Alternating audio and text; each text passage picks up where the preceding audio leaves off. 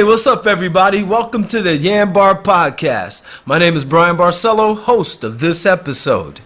Today, our guest is Amar with the Israelite School of UPK. Yes, I'm Officer Priest Amal of the Israelite School of Universal Practical Knowledge out of 1 West, 125th Street, Harlem, New York, 1969.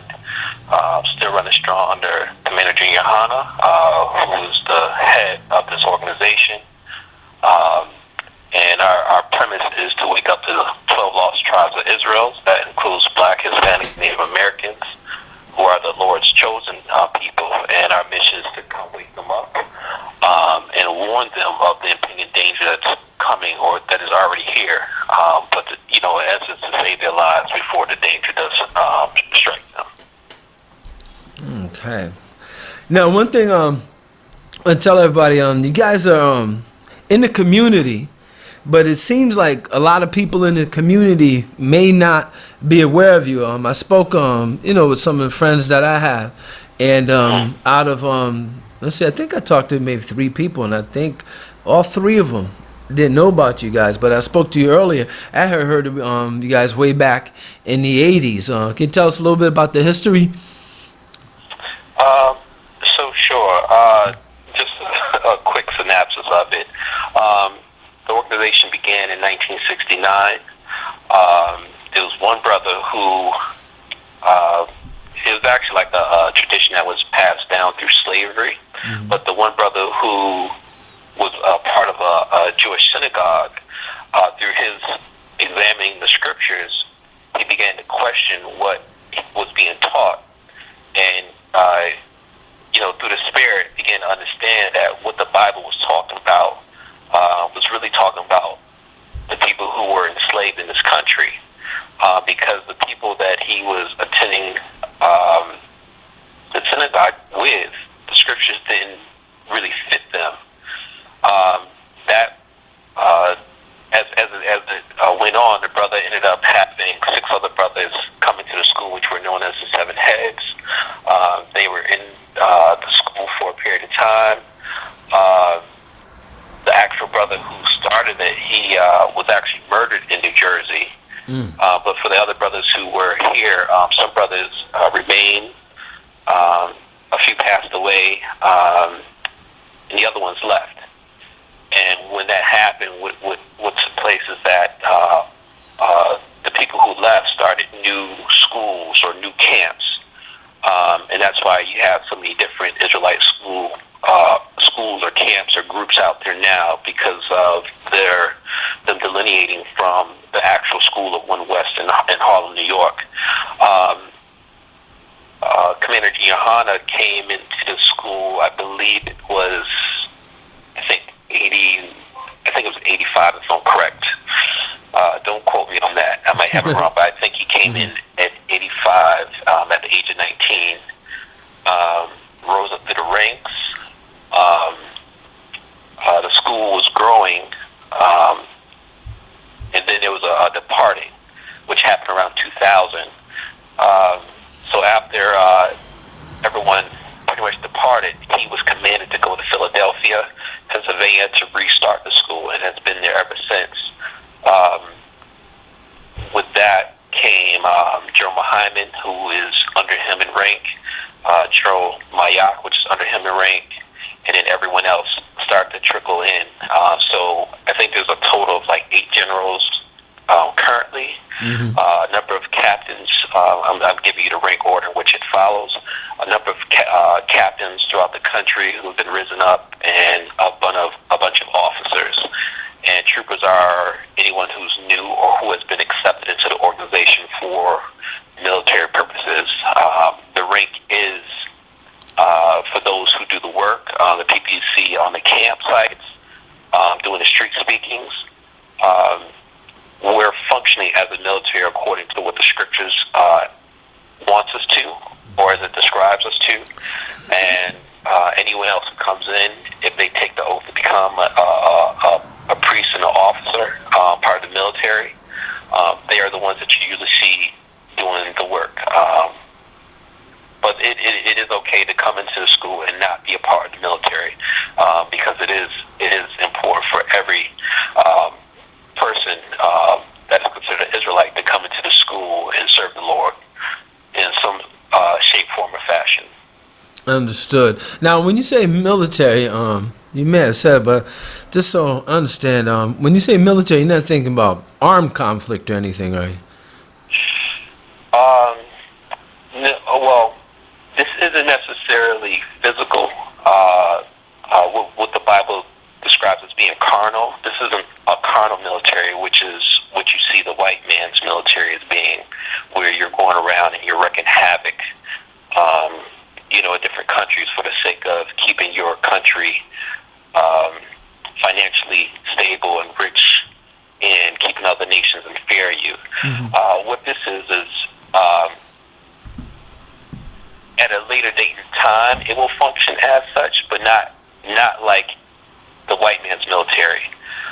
What we function now, the way that we function now is as a spiritual army, meaning we're warring to win the souls of our people. We go out there to wake them up spiritually, because our people are spiritually dead, meaning they're not, spiritually means they're not doing what the Most High wants them to do in order to be living, respectable people. Such as, if you look at the crime that's going on in Albany with the gun shootings that have been taking place, mm-hmm. or just the lack of love and respect that we have for one another. The premise of the Bible is to clean you up so that you're no longer killing your brother. You're no longer sleeping around with women. You're not going to interact in homosexual relationships. You're not out there doing, getting tattoos and everything that's negative with society. We're supposed to be a separate group of people, much like the so-called Jewish people. The way that they function is you don't really hear much about them. Everything that goes on in the world is really in-house. And the stuff that we see on the outside is what they allow us to see, or what gets exposed. But, for the common person on the outside, you don't know what goes on in the Jewish household or community unless you grew up in it. And we're supposed to function in the same way, but we're supposed to live our lives according to what the Bible says, which is the Bible holds our heritage, our culture. So not necessarily in the form of religion, mm-hmm. but if you were to travel, I guess the best way that I can explain it, if you went to another country as a visitor, what you would be experiencing as you look around is their culture, their heritage, the way that they've been raised and how they've been living their life, all their lives without making it religion. And the same would apply to us. If you went to our homeland, which is Israel, according to the scriptures, you would see us living our heritage, our culture, according to how the Bible says, and not according to how America has trained us to live, being animals and savages in this nation. If that makes any sense. Now, one thing I noticed that I think it was right after the march, and then they had a dance event also. At that one, if I'm not mistaken, were you speaking with the Muslims? And if so, what's your rapport? Do you guys work together on community matters? I'm not sure about the second event that you're speaking of. Oh, the one up at Swinburne Park. You mean the march? The march, yeah. You mean what they had in the ice rink? Right. Okay, I'm sorry. I didn't see what was going on inside. I was outside the whole time. Exactly. Yeah. So. Yeah, I'm sorry. I thought I saw some Muslim brothers up there, and I thought you guys was kicking it at the booth, and I was kind of curious. At your booth, I was kind of curious what you guys discussed. Perhaps matters of the community. Did you guys work together on anything? No, I was there on my own accord. Mm-hmm. I was actually invited by Eva Bass, Mm-hmm. who runs her. She was the one responsible for the cookout / dance that they had at the park. So because of her, I was present. As far as working with other organizations, it's kind of tricky. In some ways, yes. Like we do support our brothers regardless of whatever religion they're in, because because regardless of what they believe in, we are still family. Like typically, we are all blood-related family, Black, Hispanic, and Native Americans. So the Bible talks about us being a part of different religions. It already prophesied that would happen. So we're aware of that. They're just not aware of it. And so with that said, we will still work with our brothers and sisters because that's what we're supposed to. But in the same breath, I want to say no, because our mission is completely different. And unfortunately, because of what we speak, and when you start to mention the Bible, everyone thinks religion. And the Bible has absolutely nothing to do with religion. That's what was taught to everyone, so that's what they perceive it to be. And they also look at us as being this radical group that is, out of our mind, crazy, because we're on the street corners every weekend talking about, white people or black people, whatever the case is. But we speak according to what the scriptures wants us to say to people. So it's never about us, it's about the people. Now, further separation is like when they have, they've had speakings in the past, or even going on currently, where they'll invite different people of the community, different spiritual leaders or community activists to come speak, to be a voice for the community. It is possible that we will attend, but often we will not attend because we don't want to get kind of immersed in confusion about who has the right message, because everyone's saying that they have the truth or they have the solutions to fix black people, but we honestly can say it because we have evidence of it in our organization all the time. And I mean, we're fixing people's from long-term traumatic issues to current day traumatic issues. No matter how big or small the issues are, we're fixing them, and they're coming back to their family, back to their culture, back to their heritage, as they come into the Israelite School of Universal Practical Knowledge. Now, I want to remind the listeners out there the capacity of this podcast here. It's not the intent to figure out who's right, figure out who's wrong. All we're doing here today is learning. We're hearing them out, hearing what they have to say. Now, before we run out of time here, I know you're very busy, and I appreciate your time you spending with us to educate us on this. Would you tell people out there where can they find your material online, and perhaps once again where your school's located if they want to check you out? Sure. I am physically holding classes every Wednesday from 6:30 to 7 at the African American Cultural Center. On the address is 135 South Pearl Street. It's on the second floor in the art gallery. That's where I hold the classes every Wednesday, 6:30 to 7:30. Immediately after that, I hold I do a radio show that started, I think we're 3 weeks. So I'm this coming week will be the fourth show that I've done, called Breaking Babylon. That is from 8 to 10 p.m. every Wednesday on 107.3 FM, The Voice in Albany. You can also find me on Facebook. You can look me up. So if you want to watch the live broadcast of my classes, they're at ISUPK, Albany, New York, /live. When I look at the videos on YouTube, some of them are pretty lively, to say the least. How do white people fit into this? Is there really people, or at least I want to speak about other camps. We'll just say your camp.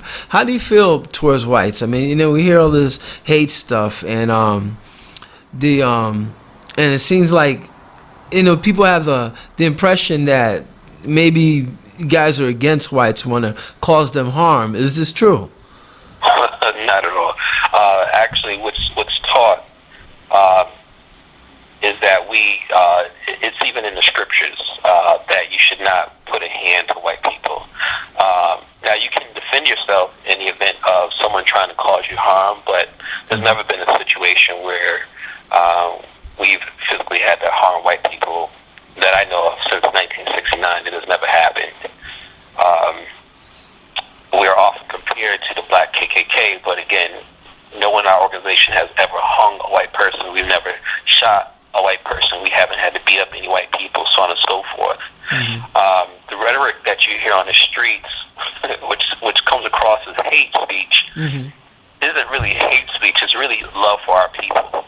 And the love for our people is about telling them the truth and letting them know that it's time to wake up from your sleep of the Stockholm Syndrome stuff. Unfortunately, because of black people's fear of white people and trying to put the best foot forward with them,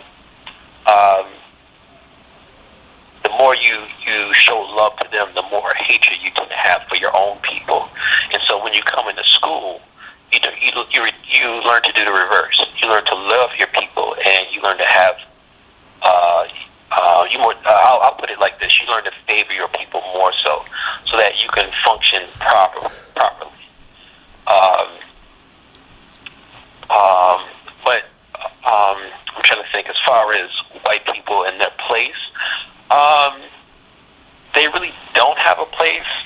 Like I said, it's nothing personal that we have. The Bible says to shame your oppressors. And white people have done nothing but oppress black people since we've been in this country. And in order to wake them up and say it's okay to not fear them, doesn't mean that you can't show respect to them in public, because that is one thing that we do all the time. We are very respectful towards white people regardless of what our opinion is towards them or our personal attitudes. But at the same time, we're trying to teach black people how to love and put black people first. And again, these are commandments or instructions that are in the Bible about not supporting your oppressor, but in essence, learn to support your own brothers and sisters and to build your own community and to develop your own economic community as well. Again, our time is getting short. And once again, I appreciate you being here. Now, No sweat. Now we got that straightened out a little bit, because I know a lot of people are probably concerned about, figuring out, like the hatred aspect of it, because I know people check out these videos and, from the material that I read, I wanted folks to understand that. Now, that's not saying that these things, this type of attitude might not be in another camp. I mean, you think that's what's happening? People confusing camps, thinking that they're all the same? Well, what you hear, it sounds the same, because all of those camps that you hear on the street, regardless of who they are, their origins are all One West, ISUPK. The only problem is that they have changed doctrine. So you might have one camp that is truly accepting of white people. And the problem with that is that you can't adopt people into becoming an Israelite. You're born an Israelite because it's a race of people. Again, it's not religion. It's talking about a race of people that come from one forefather. So to bring an outsider into your organization that contains your history and culture is out of line. Or you'll have some camps that so, for instance, there's one in the head of their organization, the police officer, and according to the scriptures, it's a criminal. I don't want to say it's a criminal act. It's dishonorable to work for the people who have oppressed you, and we're talking about going back to the days of slavery, where what they're called overseers. In today's term, they would be considered police officers. So to affiliate yourself with the same people that oppressed us during those times and to use the same tactics on your people is insane. And you have, and there was just a situation not too long ago where that same organization called the cops on a brother in a specific city, and that brother was killed by the police. You know what I mean? So it's insane, Right. especially when you look in today's time where you have white police officers killing unarmed black people, regardless of what their status is, because not everybody's a criminal. Exactly. But they're committing modern day lynchings on the street in 2018, and it's like the last thing anyone needs to do is to use white people as a weapon or white police officers as a weapon to in essence kill more black people, regardless of what they've done. That's insane. So again, where you begin to make a distinction or a separation is in the things that they do, and are those things harmful to, again, your race of people? And if they are, then that doctrine is completely wrong. I see what you're saying.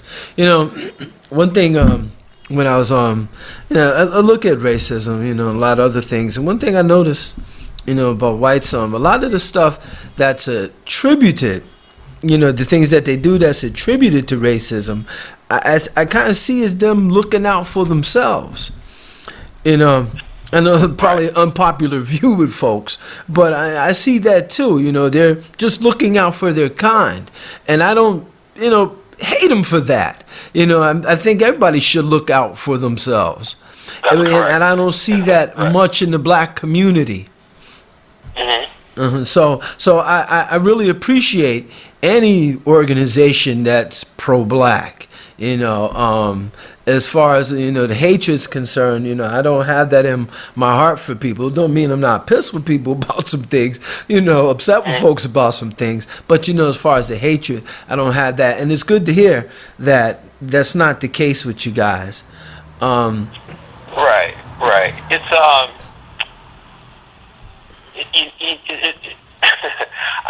I'm vibing what you're saying as far as because sometimes the whole concept of hate does make people uncomfortable. But I think what black people have to realize, especially with the issues that are going on today, is that they get upset. So let's say that they have a white friend, and a racially sensitive issue pops up, and because of the emotions, black people tend to speak up about it. And what they're doing is that they're speaking about it because they don't want the issues to exist. They want them to end. And that's why most black people are very polite and friendly in front of white people, is because they want to be the ones to say, well, look, I'm not as bad as you perceive me to be or my race of people to be.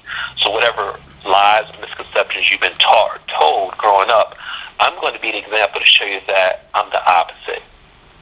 You know what I mean? And the problem with that is, again, when you're doing everything to appease another race of people, you leave your people in the dust, and thus some people are the token black person to benefit because of their generosity or them being polite with white people, but that doesn't translate to the race of people. So so the one thing that I think black people have to learn in general is that racism's never going to end, and it's going to continue to get worse and worse. And like you said, you should love your people first. And that's the problem that we have with black folk, is that we don't see any value in our culture or our race of people unless you're super, super rich, and even they don't care about their race of people. So right. The violence that you've been seeing in Albany, do you see a solution to this? I know you guys feel or think that the Bible, learning your doctrine will help out tremendously. I see these folks out here. I think they was doing the march and stuff like that. To me, these marches are ineffective. I participated in one. I mean, I had to get up to the event anyway. I was performing that day. But but as far as the effectiveness of marching and what you see our communities leaders, not so much to criticize, but do you think it's effective, and what else can be done besides marching? Well, you're right. Like everything that we've been taught to do since the days of Martin Luther King, and his doctrine was following after Mahatma Gandhi. So follow, another nation or another man from another nation's principles as far as what he sees as the solution to fix black people, it has never worked since the days of King. What you have to do with black folk is that our issue is spiritual. You know what I mean? Like, our issue is that we don't like to follow rules, and we're quick to want to cut corners. And the only way that you're going to fix people is not with stuff like yoga or astrology or tarot cards or any type of esoteric stuff. Mm-hmm. Or you're not going to fix people being the sole person to obtain all this head knowledge that is only good or beneficial for you because you've learned to use a few big words here and there. There's a lot of people that I meet from time to time who feel that because they read X amount of books that somehow makes them more intelligent than the next person, and that means that they should be respected for. So I disagree. Mm-hmm. The way that you fix black people, again, is by telling them who they are and teaching them how to live not according to another culture or the way that they've been told to live based on what another culture presents to them, but living according to what the Lord wants you to live. And the way that the Lord has set it up is actually a beautiful thing. I took 4 people to the cookout down in Harlem last Saturday, and they've been coming to class and got the opportunity to see other brothers outside of me. And they were impressed that, it was this cookout with black, Latino, and Native American people from all over the country, feeding poor people as well. But no white people, again, are allowed to be a part of that organization or any of our events. We don't have any voter registration form. People with forms walk around to tell you that voting is the way, because it's not. Again, we do everything according to the scriptures, and with the scriptures, you're going to automatically learn to love your people, and you're gonna learn to have a type of respect that you're not used to seeing with black people, without any hidden agendas behind it. Right. Amar, our time is just by. We got a few more minutes, and No sweat. And I know it sounds like a broken record, but I really appreciate you and your time. Mm-hmm. Before we end this, once again, let people know where they can find you at, and if you got any parting words, leave with people. Now's the time. No, I'll just give where they can find me at. That's pretty much all I have. Okay. But yes, you can find me every Wednesday at the African American Culture Center. That's at 135 South Pearl Street on the second floor in the Art Gallery from 6:30 to 7:30. If you can't attend physically, you can watch online. You can go to my Facebook page, ISUPK, Albany, New York, _live. And you can watch the class for free, for the time that I'm on. And then directly after that, I do a radio show that's at 68 Grand Street for WCAA 107.3 FM, Albany, The Voice. That's from 8 to 10 p.m. And you can find me on Breaking Babylon. You can go to Facebook, Breaking Babylon, and I'll be broadcasting from that page live as well, from 8 to 10 every Wednesday. That's peace. And it's safe to say, right, that white folks don't have to worry. We're not trying to harm them or anything. That's safe to say. Well, white people are not allowed in the class, so. Yeah. Well, I mean, just in general, because No. people see this, yeah. But like I said in the scriptures, it lets you know that to harm white people means you're going to pay for it. That's prophesied by the Most High. And so for any organization that promotes any type of violence against white people, like the scripture says, the white man was gifted with a sword, meaning he would rule the world with weapons. And so you can never defeat the white man because he's just too powerful in the weapons and in the sheer number of white people, especially in the United States, that live here. So we don't. So the Bible says to be wise as a serpent, but as harmless as a dove. and that way you can be in agreement with white people instead of being an enemy with white people. Because that's the last thing we need. We're losing too many of our soldiers as is, and the last thing we need is to cause other people to be harmed or die in the process of, revenge because of, our personal emotional feelings about white people and the harm that they're bringing to us. Understood. That's peace. I like that. Amar, I thank you so much. Hold on one moment. I'll say goodbye to the people out there. Thank you again.